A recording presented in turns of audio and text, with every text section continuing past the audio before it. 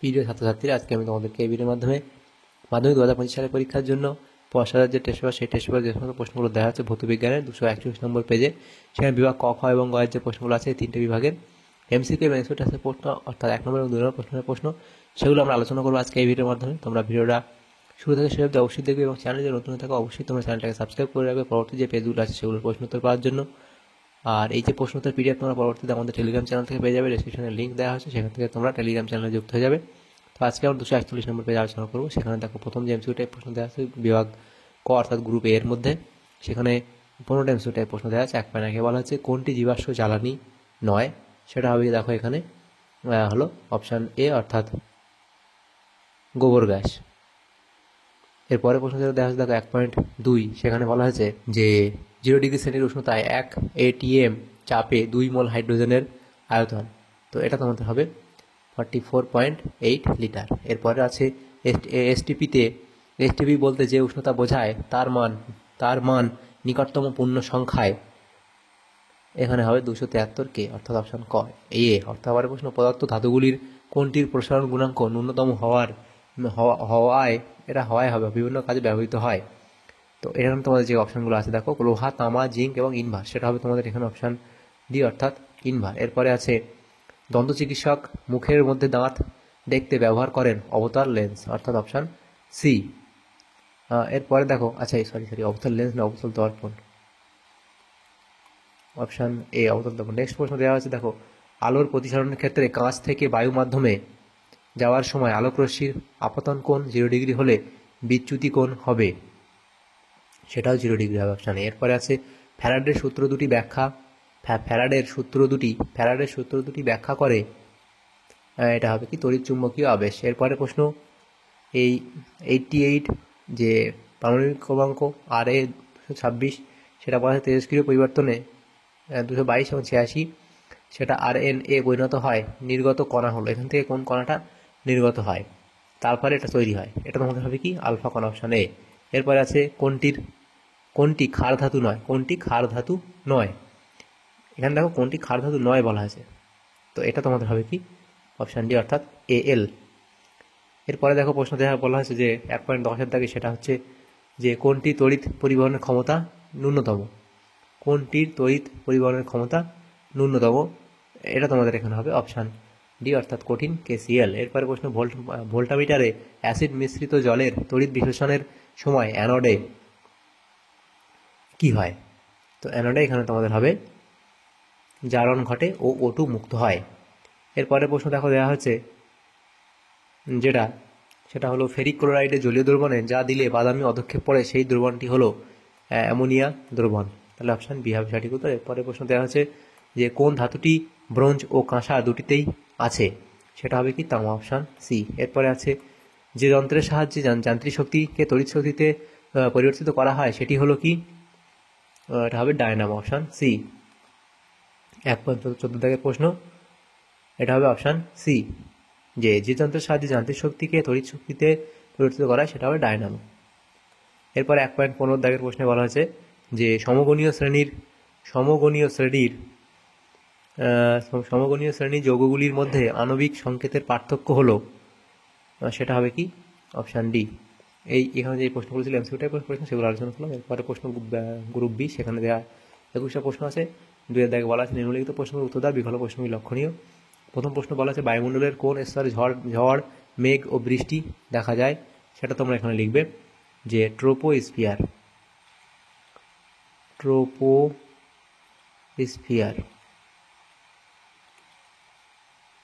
এরপরে যে প্রশ্ন আছে জীবাশ্ম জ্বালানি অতিরিক্ত ব্যবহারের একটি কুপ্রভাব লেখো, লিখবে গ্রিনহাউস গ্যাসের পরিমাণ বৃদ্ধি পাবে, বা কার্বন ডাইঅক্সাইড গ্যাস, সেটাই তো গ্রিনহাউস গ্যাস, এটা লিখলে হবে গ্রিনহাউস গ্যাসের পরিমাণ বৃদ্ধি পাবে, গ্রিনহাউস গ্যাসের পরিমাণ বৃদ্ধি পাবে। এরপরে আছে অথবা দিয়ে প্রশ্ন বাতাসে CO2 গ্যাসের পরিমাণ কমানোর জন্য কয়লা ও প্রাকৃতিক গ্যাসের মধ্যে কোনটি বেশি উপযোগী কমানোর জন্য, সেটা হবে কি প্রাকৃতিক গ্যাস বেশি উপযোগী, তাহলে এটা বেশি উপযোগী। এরপরে আছে সত্য বা মিথ্যা লেখো। বাস্তব গ্যাসের অণুগুলির সসীম আয়তন আছে, এটা আদর্শ গ্যাস থেকে বিচ্যুতির একটি কারণ। এটা এখানে সত্য বলা হয়েছে, অর্থাৎ তোমরা এখানে লিখবে কি, এটা হলো কি সত্য। এরপরের যে প্রশ্নটা আছে দেখো, সেটা বলা আছে আদর্শ গ্যাসের চাপ কত হলে তার আয়তন শূন্য হবে। আদর্শ গ্যাসের চাপ কত হলে তার আয়তন শূন্য হবে, এটা হবে 0 কেলভিন। এরপরে প্রশ্ন যেটা দেওয়া হয়েছে, বা এখানে লিখো 0 কেলভিন বা -273 ডিগ্রি সেন্টিগ্রেড। এরপরে আছে কোনো কঠিন ব্লকের তাপ পরিবহনের হার ব্লকের দৈর্ঘ্যের সমানুপাতিক না ব্যস্তানুপাতিক, সেটা হবে কি ব্যস্তানুপাতিক। এটা এরপরে আছে বিক্ষেপণ মাত্রার সঙ্গে আলোর তরঙ্গ দৈর্ঘ্যের সম্পর্ক কি। বিক্ষেপণ মাত্রার সঙ্গে আলোর তরঙ্গ দৈর্ঘ্যের সম্পর্ক কি, সেটা হবে I = 1/λ⁴। এরপরে আছে সত্য বা মিথ্যা লেখো। গোলীয় দর্পণে আলোকরশ্মি প্রতিফলনের সূত্র মেনে চলে না, এটা ঠিক না ভুল। আচ্ছা, এটা বাদ গেল, অর্থাৎ এই প্রশ্নটা বাদ গেল যে কাঁচ নির্মিত কোনো লেন্সকে জলে নিমজ্জিত করলে তার ফোকাস দৈর্ঘ্য কি পরিবর্তন হবে, লিখবে কি ফোকাস দৈর্ঘ্য বাড়বে। ফোকাস দৈর্ঘ্য বাড়বে। তারপরে প্রশ্ন যেটা ছিল সত্য বা মিথ্যা লেখো। গোলীয় দর্পণে আলোকরশ্মি প্রতিফলনের সূত্র মেনে চলে না, এটা কি হবে তোমাদের সত্য না মিথ্যা বলা হয়েছে, এটা হবে মিথ্যা। এটা হবে মিথ্যা। নেক্সট প্রশ্ন তড়িতাধানের সিজিআই ও এসআই এককের মধ্যে সম্পর্কটি লেখো। তড়িতাধানের সিজিআই ও এসআই এককের মধ্যে সম্পর্কটি লেখো। তো লিখবে কি 1 কুলম্ব সমান সমান, এটা হবে 3 × 10⁹ ESU। এরপরে প্রশ্ন একটি বৈদ্যুতিক মোটরের আর্মেচার তড়িৎ প্রবাহের অভিমুখ একবার পরিবর্তিত হয় আর্মেচারের কয়টি আবর্তনে, সেটা তোমরা এখানে লিখবে যে কী বলে একটি বৈদ্যুতিক মোটরের আর্মেচার তড়িৎ প্রবাহের অভিমুখ একবার পরিবর্তন হয় আর্মেচারের কয়টি আবর্তনে, এটা হবে অর্ধেক আবর্তনে, হাফ আবর্তনে, অর্থাৎ অর্ধেক আবর্তনে। এরপর অর্থাৎ প্রশ্ন ছিল বাড়ির ইলেকট্রিক্যাল ওয়ারিং কোন সমবায়ে রাখা হয়। বাড়ির ইলেকট্রিক্যাল ওয়ারিং কী হয়, ডিসি, অর্থাৎ এই না এটা হবে কোন সমবায় বলে, তাহলে সমান্তরাল সমবায়।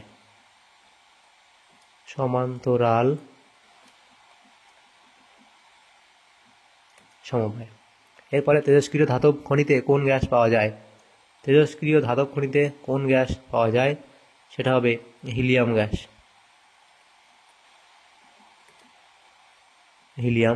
নেক্সট যে প্রশ্নগুলো আছে দেখো, সেখানে বলা হয়েছে যে জলের চেয়ে হালকা একটি ক্ষার ধাতুর নাম লেখো। জলের চেয়ে হালকা একটি ক্ষার ধাতু, সেটা হবে কি লিথিয়াম। জলের চেয়ে হালকা ক্ষার ধাতু হলো লিথিয়াম। নেক্সট প্রশ্ন শূন্যস্থান পূরণ করো। প্রথম পর্যায়কে ড্যাশ পর্যায় বলে। প্রথম পর্যায়কে ড্যাশ পর্যায় বলে, এটা হবে কি অতি হ্রস্ব পর্যায় বলা হয়, অতি হ্রস্ব পর্যায় বলা হয়। নেক্সট প্রশ্ন মেন্ডেলিভের পর্যায় সারণীতে কয়টি পর্যায় ও কয়টি শ্রেণী আছে। তাহলে এখানে লিখে দিই যে পর্যায় কয়টি আছে, সেটা এখানে তোমাদের হবে 7টি, ও শ্রেণী কয়টি আছে, 18টি। এটা হলো। এরপরের যে প্রশ্ন যেটা দেওয়া হচ্ছে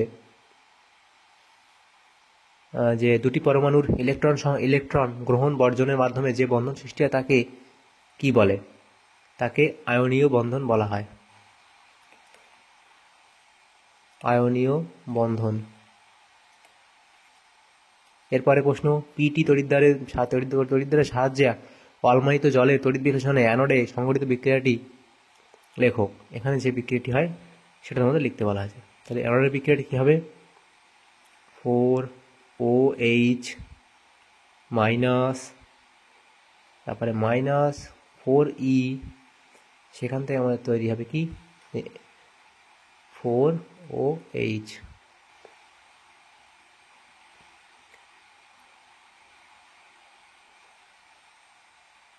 আর একটা কি হবে, এরপরে 4OH, সেখান থেকে O2 + 2H2O। এরপরের যে প্রশ্ন আছে দেখো, সত্য বা মিথ্যা লেখো। সেটা বলা হয়েছে যে মৃদু তড়িৎ বিশ্লেষে জলীয় দ্রবণে পূর্ণ বিয়োজন ঘটে না। এটা এখানে তোমাদের কি বলে, সত্য না মিথ্যা বলা হয়েছে? এটা তোমাদের এখানে বলা হয়েছে যে সত্য। নেক্সট প্রশ্ন, ওলিয়াম কি? তো ওলিয়াম তোমরা লিখবে যে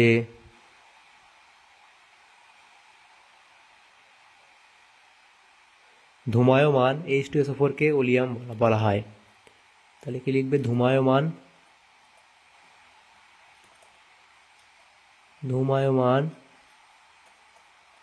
H2SO4 কে ওলিয়াম বলে। নেক্সট প্রশ্ন, H2S গ্যাসকে NaOH যুক্ত সদ্য প্রস্তুত সোডিয়াম নাইট্রোক্লোরাইডের জলীয় দ্রবণে চালনা করলে উৎপন্ন যৌগটির সংকেত লেখো। তাহলে এখানে যে যৌগটা উৎপন্ন হবে সেটা হচ্ছে Na4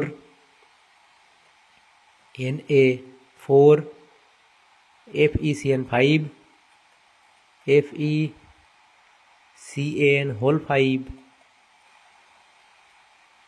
into NOS। এরপরে প্রশ্ন, শূন্যস্থান পূরণ করো। ইউরিয়া রাসায়নিক নাম। ইউরিয়ার রাসায়নিক নাম কি? ইউরিয়ার রাসায়নিক নাম সেটা হবে কার্বামাইড। এরপরে প্রশ্ন, অ্যালুমিনিয়ামের একটি ব্যবহার কার্বামাইড, এটা ঠিক আছে।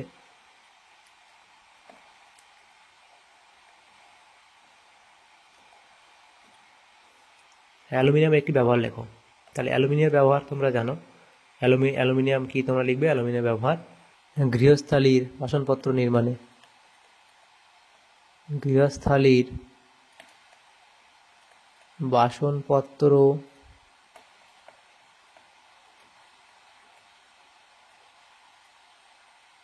নির্মাণে। এরপরে আছে ফ্লুওরাইড যুক্ত অ্যালুমিনিয়ামের আকরিকের নাম লেখো। তাহলে সেটা কি হবে? ক্রায়োলাইট।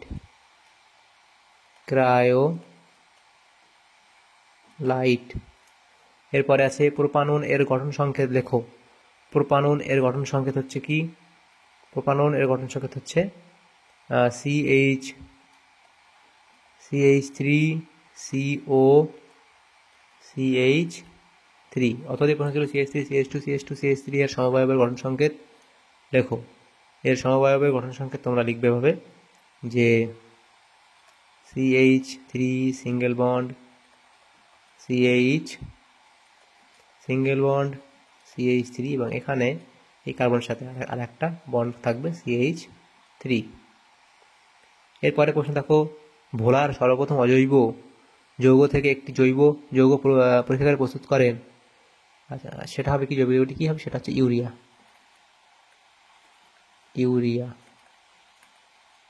পরীক্ষাগারে এটা প্রথম প্রস্তুত হয়। এরপরে যে প্রশ্নগুলো আছে দেখো, গ্রুপ সি, সেখানে গ্রুপ বি এর প্রত্যেকটা প্রশ্ন হয়ে গেছে। গ্রুপ সি 2 দাগের গ্রুপ সি এর প্রশ্ন 9টা প্রশ্ন আছে, 2 নম্বর করে আছে, 18 নম্বর দেওয়া হয়েছে।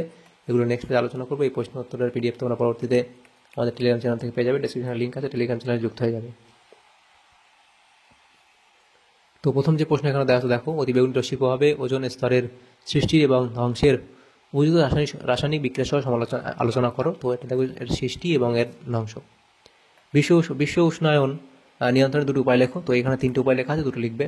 তো লাস্ট দেখো, গুরুত্বপূর্ণ ভূমিকা নিজেকে পালন করে। এরপরে প্রশ্ন 3.2 দাগের প্রশ্ন আছে, -273 ডিগ্রি সেন্টিগ্রেড উষ্ণতায় গ্যাসের আয়তন প্রকৃতপক্ষে শূন্য হয়ে যায়, গাণিতিকভাবে ব্যাখ্যা করো। তো এখানে পুরো ডিটেলস করে দেওয়া হয়েছে, তোমরা একটু দেখে নিও অঙ্কটা। এরপরে যে প্রশ্ন আছে দেখো, একটি লেন্সের ক্ষমতা +2.5D, লেন্সটির ফোকাস দৈর্ঘ্য প্রকৃতি নির্ণয় করো। দেখো, লেন্সের ফোকাস দৈর্ঘ্য F আমরা ধরে নিলাম এবং ডায়াপ্টার এককের লেন্সের ক্ষমতা P সমান কি 100/F হয় আমাদের সূত্র। এবারে আমরা এখানে বসাবো কি? P এর জায়গায় আমাদের বলা আছে কত? 2.5। তাহলে এটা বসালাম এবং এদিকে P এর জায়গায় বসালাম, বাকিটা দিকে যেমন আছে তেমন থাকলো। তারপর এলাম কি করব? Fটাকে এদিকে বাম দিকে নিয়ে যাবো, 2.5টাকে নিচে চলে আসবে ডান দিকে এবং পয়েন্টটা তুলে দিলে উপরে 10 দিয়ে গুণ হবে, 25 দিয়ে কাটলাম, 4 × 25, তাহলে 40 হবে F এর মান। ফোকাস দৈর্ঘ্য 40। যেহেতু লেন্সটির ফোকাস দৈর্ঘ্য পজিটিভ অর্থাৎ +40 চিহ্নযুক্ত, তাই এটি উত্তল লেন্স, অর্থাৎ এটি লেন্সটির প্রকৃতি কি? উত্তল লেন্স। অর্থাৎ এই প্রশ্ন ছিল পাতলা লেন্সের আলোককেন্দ্রের সংজ্ঞা দাও এবং রশ্মিচিত্র অঙ্কন করে এর অবস্থান দেখাও। তাহলে এটা তোমরা করে নেবে এবং আঁকাটা তোমরা এখানে এঁকে দেবে। এরপরে প্রশ্ন দেখো দেওয়া হয়েছে যে 3.4 পরিবাহী রোধ পরিবাহী দৈর্ঘ্য ও প্রস্থচ্ছেদের উপর কীভাবে নির্ভর করে। দেখো পরিবাহীর প্রস্থচ্ছেদ অপরিবর্তিত থাকলে পরিবাহী রোধ পরিবাহী দৈর্ঘ্যের সমানুপাতিক হয়, আর পরিবাহীর যে প্রস্থচ্ছেদ পরিবাহী দৈর্ঘ্য অপরিবর্তিত থাকলে পরিবাহীর রোধ পরিবাহীর প্রস্থচ্ছেদের সঙ্গে ব্যস্ত অনুপাতে পরিবর্তিত হয়। অর্থাৎ যে যদি প্রস্থচ্ছেদ বাড়ে তাহলে রোধ কমে, আর প্রস্থচ্ছেদ কমলে রোধ বাড়ে। এরপরে প্রশ্ন ছিল কিভাবে সোডিয়াম ক্লোরাইড এ আয়নীয় বন্ধন এবং গঠিত হয় সেটা দেখাও, সেটা তোমরা লিখবে। নেক্সট প্রশ্ন আছে দেখো ABC তিনটি পরমাণু ক্রমাঙ্ক যথাক্রমে এটা বলা আছে এবং এদের মধ্যে বি হিলিয়াম ব্যতীত অন্য একটি নিষ্ক্রিয় মূল্য এবং এ তাহলে এ ও সি এর মধ্যে কী ধরনের বন্ধন সৃষ্টি হবে এবং এ ও সি দ্বারা গঠিত সংকেত দেখো, এটা লিখে দেবে। নেক্সট প্রশ্ন নাইট্রোজেনের পরীক্ষাগার প্রস্তুতিতে অ্যামোনিয়াম নাইট্রাইটের গাঢ় জলীয় দ্রবণকে সরাসরি উত্তপ্ত না করে সম আণবিক অনুপাতে মিশ্রিত অ্যামোনিয়া ক্লোরাইড ও সোডিয়াম নাইট্রাইট মিশ্রণের গাঢ় জলীয় দ্রবণ উত্তপ্ত করা হয় কেন এবং এর সমীকরণ লেখো। তো ডিটেলস এখানে দেওয়া আছে, সমীকরণগুলো পুরোটা দেওয়া আছে, তোমরা এটা লিখে নিও। এরপরে প্রশ্ন দেওয়া আছে অধ্যায় প্রশ্ন, সেখানে H2S এর সংস্পর্শে রৌপ্য মুদ্রা ও তৈলচিত্র বাতাসে খোলা রাখলে কালো হয়ে যায় কেন। তো সেটা কেন কালো হয় সেটা লিখবে এবং কী করলে পুনরায় আগের অবস্থা ফিরে আসবে বিজ্ঞান সহ লেখো। তো এখানে দেখো আমাদের এইখান থেকে পরের পাঠটার প্রশ্ন যে কী করলে পুনরায় আগের অবস্থা ফিরে আসবে সেটা তোমরা এই অবধি লিখবে এবং আগের পাঠটার উত্তর এই অবধি লিখবে। তাহলে এই প্রশ্ন তোমার হয়ে যাবে। নেক্সট প্রশ্ন 3.8 দাগে বলা আছে একটি চকচকে লোহার ছুরিকে CuSO4 দ্রবণে ডোবালে লোহার ছুরির ওপর তামার লাল আস্তরণ পড়ে, কিন্তু FeSO4 দ্রবণে তামার ছুরি ডোবালে কোনো আস্তরণ পড়ে না, ব্যাখ্যা করো। তো সেটা তোমরা ডিটেলস এই অবধি এখানে অবধি লিখবে যে CuSO4টা এবং তারপর দেখো Fe2SO4টা কী হয় সেটা অবধি লিখবে। নেক্সট প্রশ্ন থাকবে ডুরালুমিনের ব্যবহার লেখো। ডুরালুমিনের তোমার 3টি ব্যবহার লিখবে, বিমান ও মোটরগাড়ি যন্ত্রাংশ তৈরিতে এবং প্রেসার কুকার তৈরিতে, আর একটা লিখবে কৃত্রিম উপগ্রহ প্রস্তুত করতে। এগুলো এখানে লিখবে ডুরালুমিন এর ব্যবহার। 3.9 দাগের প্রশ্নে বলা আছে দেখো রেকটিফাইড স্পিড কি, একে কীভাবে পানির অযোগ্য করা হয়। রেকটিফাইড স্পিড লিখবে ইথাইল অ্যালকোহলের লঘু জলীয় দ্রবণকে আংশিক পাতনের সাহায্যে গাঢ় করলে শেষ পর্যন্ত ওজন অনুপাতে 95.6% ইথাইল অ্যালকোহল ও 4.4% H2O এর মিশ্রণ পাওয়া যায়, একে রেকটিফাইড স্পিড বলে। এবং রেকটিফাইড স্পিডকে পানির অযোগ্য করার জন্য বিভিন্ন বিষাক্ত পদার্থ যেমন মিথাইল অ্যালকোহল, ন্যাপথা, পিরিমিডিন ইত্যাদি মেশানো হয়। এগুলো মেশালে এটি রেকটিফাইড স্পিডটা পানির অযোগ্য হয়ে যায়। এরপর অর্থাৎ প্রশ্ন ছিল এই প্রশ্নের সাথে মিথেনকে মার্স গ্যাস বলা হয় কেন লিখবে আবদ্ধ জলাভূমিতে বিভিন্ন গাছপালা এটা হবে পৌঁছে নেয়, গাছপালা পচে গিয়ে মিথেন গ্যাস উৎপন্ন হয়, জলাভূমি বা মিথেন গ্যাস উৎপন্ন হয় জলাভূমি বা মার্সিল্যান্ড থেকে উৎপন্ন হওয়ায় একে মার্স গ্যাস বলে। তাহলে আমাদের এখানে যে প্রশ্নগুলো ছিল দেখো এটা আমাদের 315 পেজ ছিল, 341 পেজ মনে হচ্ছে এটা ছিল আমাদের 241 নম্বর পেজ ছিল এটা ভৌতবিজ্ঞানের। তো এই পেজের বিভাগ ক, খ এবং গ যে সমস্ত প্রশ্নগুলো ছিল সেগুলো আমরা আলোচনা করে দিলাম। তোমাদের যদি সামান্যতম উপকার এসে থাকে ভিডিওটা অবশ্যই লাইক করবে আর বেশি বেশি করে বন্ধুদের সাথে শেয়ার করবে এবং পরবর্তী যে পেজগুলো আছে সেই পেজগুলো প্রশ্ন পাওয়ার জন্য অবশ্যই তোমরা আমাদের চ্যানেলটাকে সাবস্ক্রাইব করে রাখবে। Thank you, thanks for watching.